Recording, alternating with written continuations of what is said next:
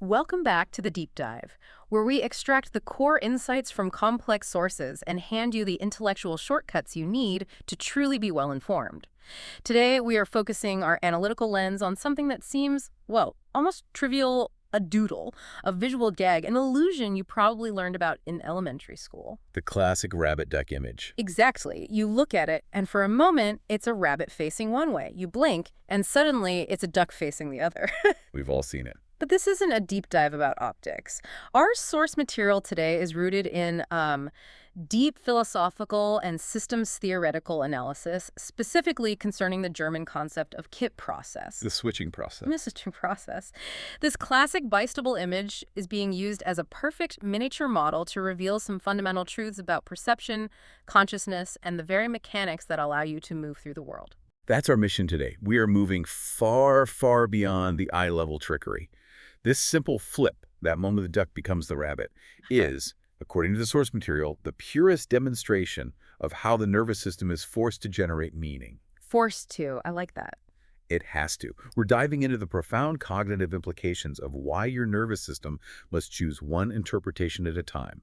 It's a process rooted in necessity, not preference, and it defines human action. Okay, let's unpack this. Let's use the rabbit duck to understand our own inner life. The journey begins with this foundational concept the source material provides, which it calls the stable configuration. Right. So when I see the rabbit, that is a stable configuration. When I see the duck, that is another one. But this isn't just about, labeling the image, is it? We need to define what stability means neurologically. We do. And the source material is very, very precise about this. Stable configurations are defined not as passive states, not like a computer sitting idly waiting for input, but as structured results of activity. I would say results of activity. They are the output, the temporary endpoint of some really intense neurological effort. You can think of them as these unified, coherent experiences. A stable configuration can be a clearly perceived image, a distinct, focused thought, or a decision that feels final and executable. I think we need to linger on that phrase, structured result of activity. It feels really important. So if I'm looking at the visual data, the lines and shapes on the page, and I see a duck, that perception of duck is an achievement, right? It's not just a passive intake of data. Exactly. The source material fundamentally rejects that whole idea of perception as a passive grasping of the world, like a simple reflection. Like a mirror. Right. Instead, it asserts that perception is an active processual execution in which meaning is generated. The lines are just data. The stable configuration of duck is the meaning your system generates from that data. So the duck or the rabbit, they're always process results. Always. So my brain is actively doing the ducking, to use an earlier analogy, rather than simply receiving the duck. It's an interpretation that requires some kind of commitment. Precisely. And this necessary commitment brings us to this fantastic metaphor the source uses, the internal negotiation. Okay. When you initially encounter an ambiguous image, your nervous system is in flux. We can imagine this period as a kind of open discussion or maybe a high-stakes deliberation happening in your cognitive boardroom. Right. Team Rabbit is making its case look. It has ears, whiskers. It's looking to the right. And then Team Duck counters, no, those are bills. That could be the back of a head looking left. And they are both using the exact same visual data as evidence. They are. And initially, it's completely unclear which interpretive model is going to win. The system is simultaneously processing competing, mutually exclusive explanations for the same sensory input. And this is where the stable part comes in. This is it. The analysis notes that this negotiation cannot last indefinitely. For the system to continue functioning coherently, things must settle down. The opinions must converge, as they put it, and the conflicting ideas must solidify until an agreement or a clear shared result emerges. That agreement is the stable configuration you consciously experience. That's the one. So stability is basically a state of internal consensus. The system agrees, for the time being, to suppress the other interpretation. Yes, and we need to emphasize that the system isn't just going quiet once the consensus is reached. Maintaining the stable configuration, continuing to see the rabbit, is itself an ongoing activity. It takes energy. A lot of energy.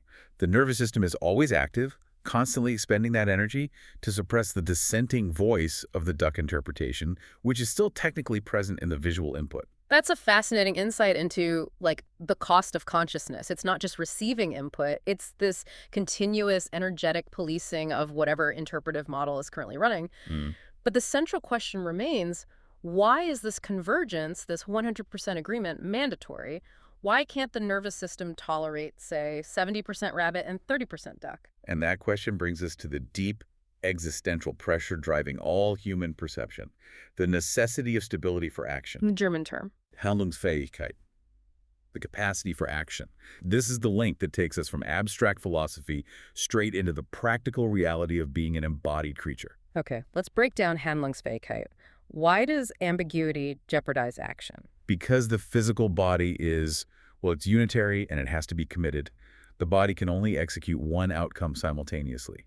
If your internal system is 50-50 on whether that ambiguous shape in the distance is a shadow or a threat, you cannot simultaneously run away and stand perfectly still. You can't. The system must commit. That makes perfect sense for a simple reflex, running or freezing. But how does this apply to more complex long-term decision-making? The principle scales up perfectly. Imagine you are driving and you're approaching a yellow light. The input is ambiguous. Should you speed up or should you brake? We've all been there. Your nervous system processes the light's color, your speed, the distance, other cars. Two competing interpretations emerge. This is still a green phase event, proceed, or this is a red phase event, stop. You cannot execute both actions. You definitely cannot. So the cognitive system must rapidly converge on a stable configuration, a decision, to enable the single physical action required. If that convergence fails, you hesitate. And hesitation in a high-stakes scenario is functionally equivalent to paralysis. Precisely. If no stable configuration is reached, if you remain stuck in that cognitive flux, the source material predicts that the individual would remain trapped in cognitive star. Star. That term translates literally to stiffness, paralysis, or inaction. Yep. Or, alternatively, the individual displays chaotic, uncoordinated, self-contradictory behavior. The point is, ambiguity kills the ability to engage meaningfully with the world. So the need to resolve the visual ambiguity into the duck or the rabbit is a fundamental requirement for functioning as an embodied human being. For any kind of oriented action, yes. So every single time the duck-rabbit flips, it's a micro-demonstration that your survival mechanism is kicking in, demanding a clear, executable reality, even if that reality is only temporary. Ambiguity in this view is just. It's incompatible with living effectively. It is the ultimate bottleneck. The system generates meaning specifically because meaning is necessary for action. That necessity of stability for action is exactly what the bistable image reveals so dramatically. It forces the issue. So now we can turn to the process of the flip itself, the kip process, the switching process. And the visual flip is so dramatic because it violates our naive assumption that perception should be constant when the input is constant. Right. The page isn't changing. But let's start with what the source frames as the 100% reality of perception. When you are looking at that image, your subjective experience is definitive. You see 100% rabbit or 100% duck at any given moment. Yeah, even when I know it's an illusion, I can't mentally sustain both equally. I can try to focus on the elements that suggest the duck, but the moment the duck truly clicks into coherence, the rabbit just vanishes from my conscious awareness. And that's a non-negotiable feature of the conscious human mind. While the raw neurological signals are processing both options simultaneously in the background, that open discussion we talked about. The boardroom meeting. The boardroom meeting, right. The conscious, action-oriented experience can only alternate. Only one stable configuration is active at a time. The system selects, it stabilizes, and it runs with one model until it collapses under the weight of the repressed alternative. And that collapse and subsequent selection is what we call the cognitive switch, the cognitive schwenk. Yes, that is the dynamic moment we are trying to understand. The transition from one variant to the other is the cognitive switch. The visual image is so crucial because it demonstrates that perception is not static. Change and dynamics are essential components of human cognition. We often think of our mind as stable. But the kip build shows us that our consciousness is built on constantly oscillating, constantly negotiating processes. It's a really deep model for complex cognitive dynamics. I wonder, is the switch truly instantaneous? Or is there a fleeting moment of that star, that paralysis, in between the duck collapsing and the rabbit stabilizing? That raises an excellent nuanced point, which the source does touch upon. The time scale is usually too brief for us to consciously register. But system theoretically, there must be a brief period of destabilization. A breakdown. A breakdown. The stability of the duck configuration must first break down. The internal consensus collapses. Before the rival configuration, the rabbit, can reorganize and solidify its own consensus. That intermediate state is fleeting, often measured in milliseconds, and it's precisely that state of non-coherence that the system is desperate to escape from, To maintain handlingsfähigkeit. to maintain its ability to act. Exactly. So the switch isn't a clean toggle. It's more like a tiny cognitive earthquake, immediately followed by the rapid establishment of a new order. That's a great analogy.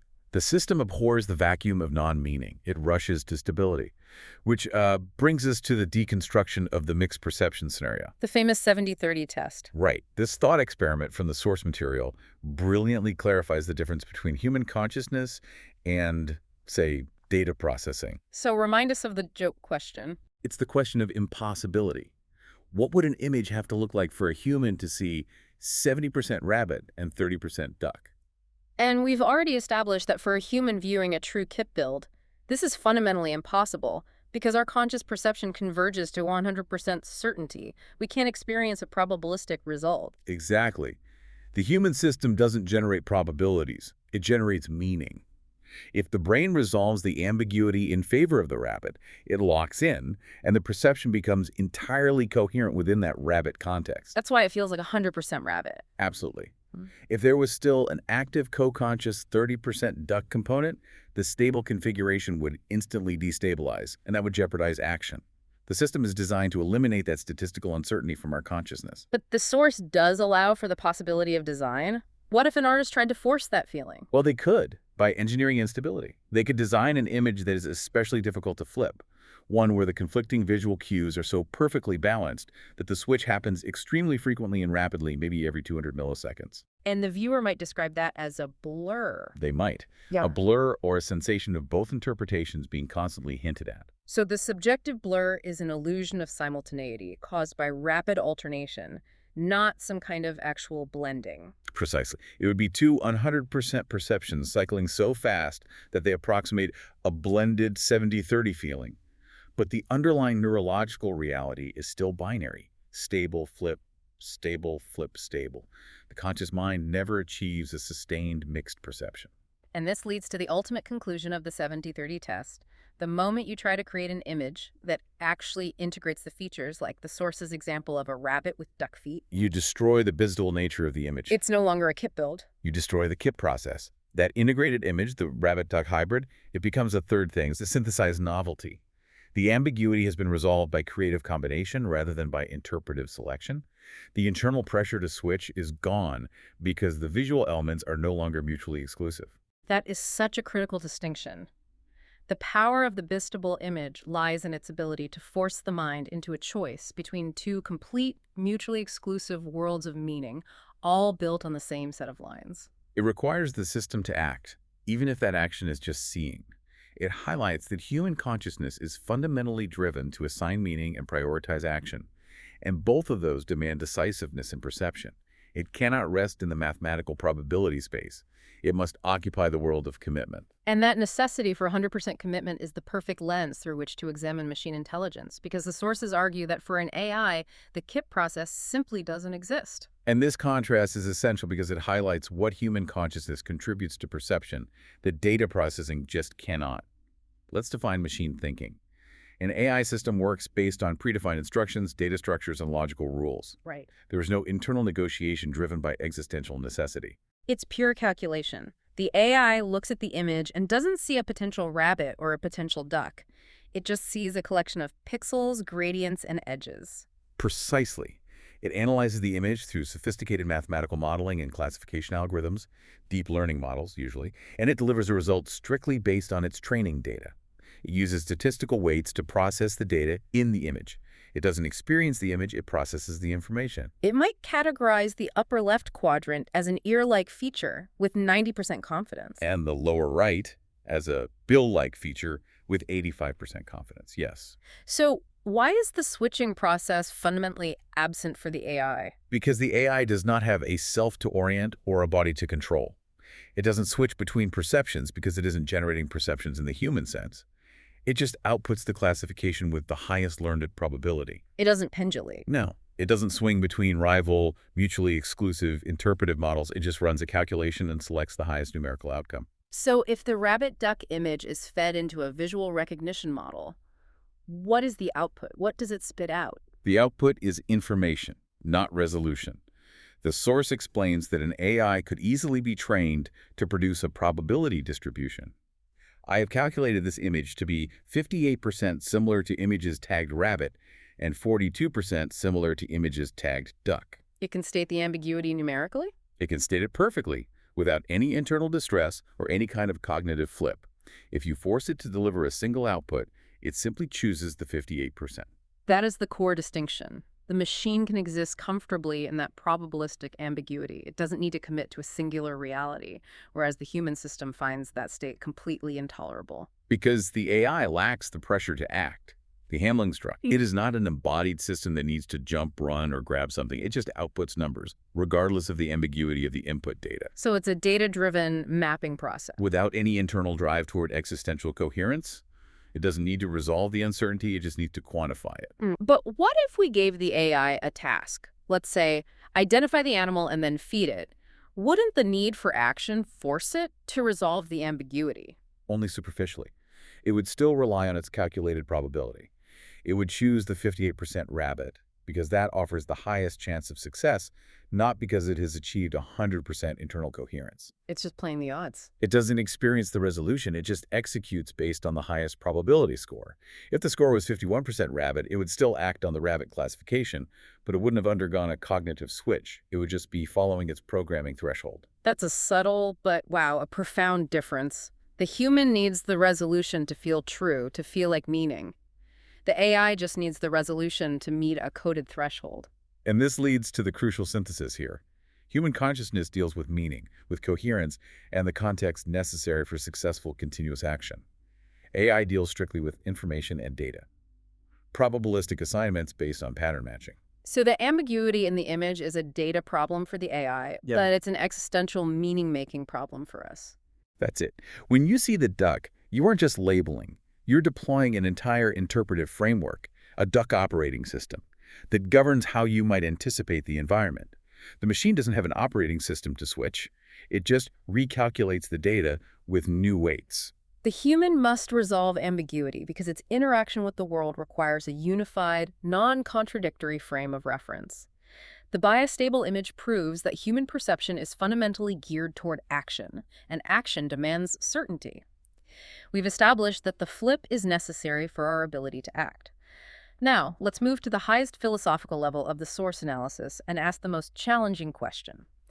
Is the flip itself meaningful? You mean, is the process of switching more important than the resulting rabbit or duck? Exactly. It is. And to arrive at that radical conclusion, we have to contextualize this phenomenon historically. We have to acknowledge Ludwig Wittgenstein, who systematically introduced bistable figures into the philosophy of perception. His goal was to move past the idea that perception is just a matter of passive visual registration. He used these images to show that the change occurs not in the eye, but in the mind. The data remains constant, but our grasp of the image's meaning changes. This is his famous concept of seeing as. Right. You don't just see lines, you see lines as a duck or lines as a rabbit. The visual experience is actively shaped by interpretation. But the source material takes this a step further, integrating it with systems theory through the work of thinkers like Rudolf Kerr. And this is where it gets really interesting. So let's delve into Kerr's systems theoretical approach to the kit process. How does his model redefine the switch? For Kerr, the kit builder are fundamentally models for context shifts. The system, our consciousness, isn't just oscillating between two images. It is switching between two entire interpretive frameworks, two internally coherent systems of meaning. The goal is always to find coherent stability within a specific context. So when I switch from rabbit to duck, my mind is essentially rebooting its visual operating system to run the duck program, and suddenly everything about the image makes sense under those new parameters. That's the perfect analogy. The shift is not arbitrary. It follows a strong internal logic, a coherence principle. When you are seeing the rabbit, every visual element, every line, logically supports and makes sense under the assumption of the rabbit context. When the system shifts, the elements are recategorized and become coherent within the duck context. The structure of the system demands this coherence. But why does the system eventually fail to maintain the initial configuration? Why does the rabbit become the duck after a few seconds? What's going on there? The source suggests that the initial interpretation, the rabbit cannot account for all the visual data in the long run. The data that strongly supports the duck, the eye is a bill, the gears is a body, Hmm. that data is being actively suppressed, but the energy required for suppression is It immense. gets tired. It does. Yeah. Eventually, the suppressed data forces a contextual instability. The coherence of the rabbit operating system collapses because the system itself, in its perpetual search for optimal coherence, recognizes a rival framework is available. This is critical. The system switches not because it got bored, but because the suppressed, unintegrated information became too loud, demanding a new, more comprehensive temporary coherence. Exactly. The system must change its interpretive mode to continue making sense of the world. And this leads to Carer's radical conclusion. The process of switching itself is the meaning. That feels almost counterintuitive to our normal understanding of meaning, which we usually tie to content. The meaning is duck. It fundamentally reorients our philosophical focus. Yeah. If we only focus on the results, the rabbit, the duck, we miss the essence of the living cognitive system. The meaning in this system's theoretical view is generated in the transition, in the dynamic movement, in the moment of recontextualization. The act of generating sense. The continuous act of generating sense, the process of perceiving and deciding, is prioritized over the outcome of that decision. It's the ability to shift frameworks that reveals the system's capacity for life and interpretation. So the power isn't that I can see the duck or the rabbit, but that I can change my mind between them. The ability to switch is the system demonstrating its fundamental capacity for flexibility. It is the cognitive engine on display. And this naturally connects the KIP process to broader process philosophy, which is referenced in the source, particularly thinkers like Alfred North Whitehead. How does Whitehead's perspective enrich this idea? In Whitehead's view, the universe is not made of static things, but of ongoing processes and events. The static terms haste or ante, rabbit, or duck, are merely temporary fixed points in a living process shaft, a processual system. They're momentary crystallizations. That's a great way to put it. Like using a high-speed camera to freeze a drop of water mid-splash. The drop appears solid and defined, but its true nature is movement and flow. A perfect analogy. Our conscious perceptions are those momentary photographic stills necessary for action, but never the full truth of the system. They are islands of certainty that exist only because the energetic process underneath them is constantly flowing. So the KIP process is not an anomaly. Not at all. It is the mind exposing its true, fluid, process-driven nature. The moment of the flip is a moment of total cognitive honesty. And if the rabbit-duck image is a microcosm of the mind, then we have to conclude that the KIP process isn't just a dramatic visual event. It must be happening constantly, underlying our everyday cognition. So we move from the dramatic visual flip to the subtle, continuous switching processes that make up normal thought. Think about the fluidity of your Gedankenstrom, your stream of thought. The source hypothesizes that this stream is not a linear chain of perfectly formed, clear contents. No. Rather, it is a moving field of constant stabilization and destabilization. Our consciousness is continually performing these tiny, rapid KIP processes just to maintain coherence. Give us some concrete, subtle examples of these switches in daily life. Okay, think about reading a complex legal document or a difficult scientific paper. Initially, the jargon and structure make no sense. You see the data, the words, but you don't generate meaning. Right, you're just staring at it. Then suddenly, a core concept clicks. That moment of aha is a KIP process. Your cognitive system successfully destabilized the initial confused configuration and rapidly stabilized into a new coherent configuration of understanding. Or what about emotional switches? Say, you are angry at a friend because you misheard something they said. You're holding that stable configuration of anger and betrayal. Then they clarify their words and you suddenly realize they meant something else entirely. That immediate, profound shift from anger to perhaps embarrassment or relief is a perfect example of a deep, effective KIP process. Your entire emotional and contextual interpretation of reality flips. The raw data, their original sentence, remain the same, but the interpretive framework switched from hostility mode to misunderstanding mode. I often experience this when trying to solve a complicated mental puzzle. I'm stuck in one interpretation and I keep running into a wall. Then I force myself to look at the variables differently, and suddenly the entire problem just reorganizes itself. That reorganization is the KIP process in action. It is the system unable to achieve Handlungsfähigkeit within the current stable configuration of the puzzle, forcing a contextual shift to seek new coherence. And this is why the source challenges what it calls Ergebnisdenken. Result thinking. Result thinking. And that kind of thinking is what dominates Western thought, right? Focusing on the outcomes, the final ideas, the finished products. Yes, absolutely. But if the KIP process is central to meaning, then we must shift our focus away from the results, what is seen or what is thought, and prioritize the process of switching and negotiating. This has massive philosophical implications for the nature of the self. So traditional philosophy, going back to Descartes, places a fixed, stable entity. The cogito, the thinking I at the origin point of all thought. The I think, therefore I am implies a stable source doing the thinking. But if we adopt this processual view, this view based on the KIP process model, the stable I is redefined completely. The conscious self is not a fixed origin point. It is redefined as a stabilized configuration. A temporary result. A temporary, highly coherent result of countless ongoing KIP process. So the I isn't the thinker. It's the momentary pattern produced by the thinking. It's the highest form of stable configuration our system can generate. Think of it like a whirlpool in a river. The whirlpool appears to be a stable, enduring thing. You can point to it, measure it, name it. But it is only a temporary emergent structure made entirely of flowing water. If the flow stops. The whirlpool vanishes. Yeah. Our consciousness, our sense of I, is that highly coherent, highly stable, yet ultimately temporary whirlpool structure emerging from the ceaseless activity of the nervous system. That is a truly profound shift in perspective. It means we are, moment to moment, generating our own sense of self through continuous negotiation and restabilization. It places the focus entirely on movement and dynamism. The mind is a fluctuating living system, constantly seeking coherence but never fully achieving a static state. The KIP build is the perfect tool for understanding this. It forces us to acknowledge that the stability we enjoy, the certainty of the rabbit, is always contingent. Always temporary, and always earned through energetic, ongoing internal activity. So stability is merely the successful suppression of the rival interpretation. The moment we stop being ready to switch contexts, the moment we become philosophically rigid, we cease to be fully dynamic living systems. And we lose the very mechanism by which new meaning is generated. The ability to switch, to flip, is the engine of creativity and adaptation. So what does this all mean for you, the listener? It means that the simple rabbit-duck image is a profound diagram of your cognitive architecture.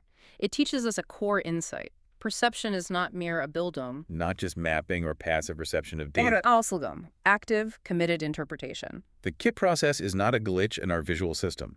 It is the fundamental mechanism through which action-oriented meaning emerges. The necessity for the brain to resolve ambiguity into 100% stability, the commitment to the duck or the rabbit, is what allows us to function in a single, coherent world. By understanding why you must choose, you understand the functional necessity driving human consciousness. This reorients your focus completely. Instead of agonizing over what you think, the source material suggests you should observe how you think. The provocative thought we want to leave you with, straight from the conclusion of our source analysis, is this. To understand the philosophy of mind, one should less ask what fixed ideas are thought, and more ask how the thinking process itself tips, switches, and flows.